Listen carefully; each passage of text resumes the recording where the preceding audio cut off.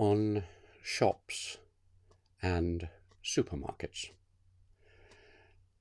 This doesn't seem like a subject of great philosophical musing, unlike some of the things I address, but as these thoughts are about what I've learned through my life, a long life, it's worth recording a really enormous change that has occurred in my life.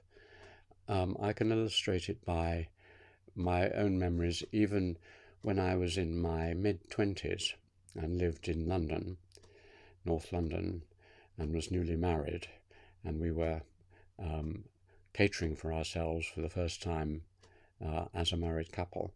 I remember that hard as I worked, every Saturday, particularly Saturday morning, the whole of Saturday morning consisted of going out to local shops and markets and buying food provisions for the following week, for 1 week. Probably our storage wasn't very good and our budget didn't allow us to buy much in bulk. So we would go out and buy tins of this and vegetables and so on and so on. And it used to take a whole morning because you went to specialized shops, institutions which had been growing up in England from, well, medieval times. They were equivalent of shops, butchers and bakers and candlestick makers, but the modern kind of shop with a shop window of glass perhaps, and solely dedicated to a single product is particularly growing in the later 17th and 18th centuries in England. And so every village and town would have their area of shops, and the English were, as a result, derided by the French as a nation of shopkeepers. We liked shops, we liked shopping, we liked the mentality of buying and selling, so we were a nation of shopkeepers. So I was experienced that world of shops, and if you couldn't go out yourself, I remember my grandmother a little bit earlier in Dorset, quite a lot of the shops came to you. The meat and the bread and vegetable mongers would often send out their little vans or even their bicycles, and you buy as they came to you. So a lot of time and thought was given to shopping, and it was quite pleasant, though it was very time-consuming, carrying increasingly heavy loads from A to B to C. The Great Revolution, I remember occurring, I think, in the later 1970s, 80s.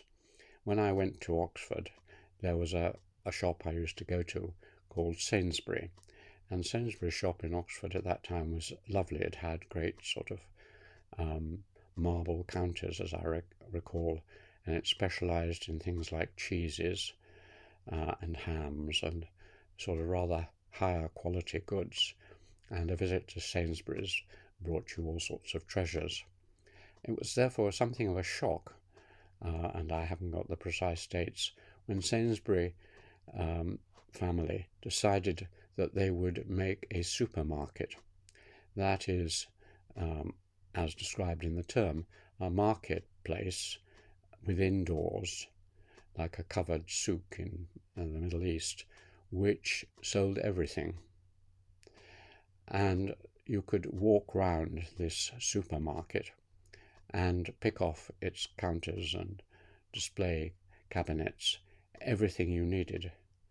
And Sainsbury's obviously was one of the first, and then many others, Morrison, Tesco's, Waitrose, Aldi, and so on in Britain, and even huger ones in America. And that transformed one's pattern of one's life. I now go less frequently because I've got deep freeze and better storage and buy things in bulk. So every 2 or 3 weeks, perhaps, my wife and I, with our discount coupons sent in the post, go to one of our favourite supermarkets, park, go in with our trolley, and we know the place so well that we know where the counters are that we need things, but we walk the whole way round and occasionally see new things, and we specialise. I say you go and get the toilet rolls and I'll go and get the gentleman's relish or whatever it is. And so we work as a team, hunting and gathering through Sainsbury's. We write a list before we go, read it before we walk in, and read it just as we're leaving so that we haven't missed anything crucial. And in 45 minutes, an hour at the most, 20 minutes at the least, say on average 45 minutes, we have bought enough for 2 or 3 weeks. And the drive is 20 minutes each way, so going out, missing our coffee, we can still be back for work early in the afternoon. I surprise my friends and to a certain degree my wife by saying that I don't mind this shopping. A lot of people think, oh, another shopping chore. I still am so surprised by the change that has occurred since I used to shop in little shops.